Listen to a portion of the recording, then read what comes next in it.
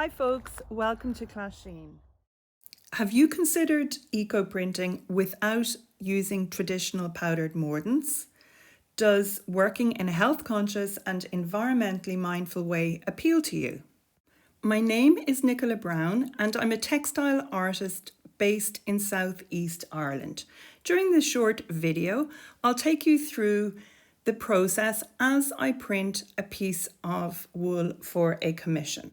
I've added links to some of my favourite studio supplies and equipment in the video description below, so hopefully these will be helpful if you are new to eco-printing. Every eco-printing adventure starts with fabric preparation and gathering of vegetation. My friend is Australian and she was really tickled by the idea of me using my own homegrown eucalyptus leaves in Ireland to print fabric which she would then use for upholstery in Australia.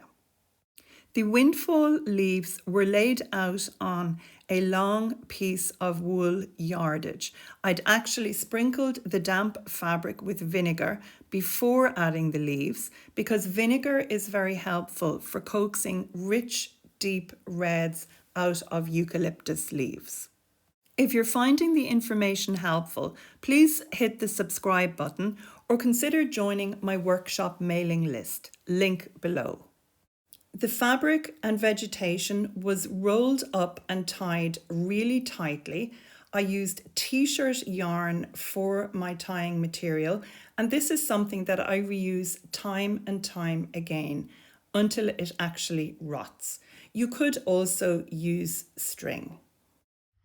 Although I eco-print regularly, it takes several hours to roll up the bundles and get the vegetation laid out in a design that I'm happy with.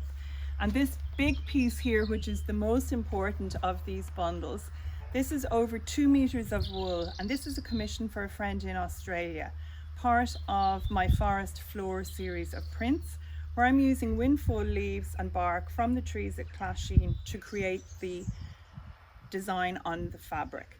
So I've got a large propane burner here, and this is my 40-litre pot. It's an aluminium pot which gives a certain colour to the background of the textiles, and I'm going to pop these in now.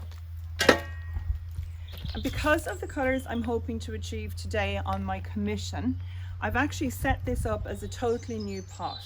Usually I reuse the water for 6 or 7 months at a time, but today I've just given the pot a bit of a swill out. I've added clean well water and some vinegar, and I'm going to steam the bundles to start with rather than submerge them. Then later on they're going to be submerged into the pot liquid, and that's because I'm aiming for specific warm tone prints on my commission, and everything else, these are samples just so I can show you the actual process. So set up in here I have a riddle, which is a garden sieve, and that's going to raise the bundles over the boiling liquid, and then later on during the process I'll take that out, top up more liquid, and the bundles will get submerged.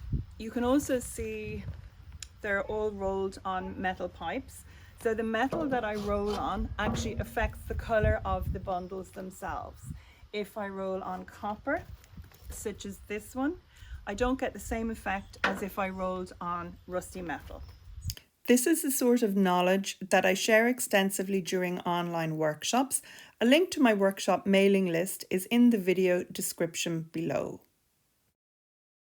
So those are the first 3, and I'm actually going to put this one over the others in the opposite direction so it's actually suspended by them, and immediately I'm going to pop the lid on and bring that back up to temperature. So I want this to be boiling aggressively, really steaming, because it's the heat coupled with the vegetation and the treatment of the fabric beforehand and the type of fabric that achieves the best prints. Here's what the bundle looks like after 5 hours cooking, and now that I've removed the string. It's too large to unroll on the table, so I'm going to move it down onto the grass. Woohoo! I can safely say that I'm happy with these prints on this piece, and I'm hoping that my friend who the commission is for is also very happy. This is one of the Eucalyptus subcrenulata from the lower plot. This large leaf here, that is one of the nitens. Let's have a look at this area here. The bark is almost glowing on that side, and it's going to give a different print on this side. So some leaves give a different print from the front of the leaf or the back, and bark does the same. Once the vegetation is removed, I give the fabric a really good wash with warm water and olive oil soap. Washing removes any natural dye that has not already been absorbed by the fabric, and a hot iron finishes the process. What's your favourite eco-printing leaf when working without powdered mordants? Drop me a comment below, and please don't forget to subscribe to my channel if you've enjoyed this video and found it of value.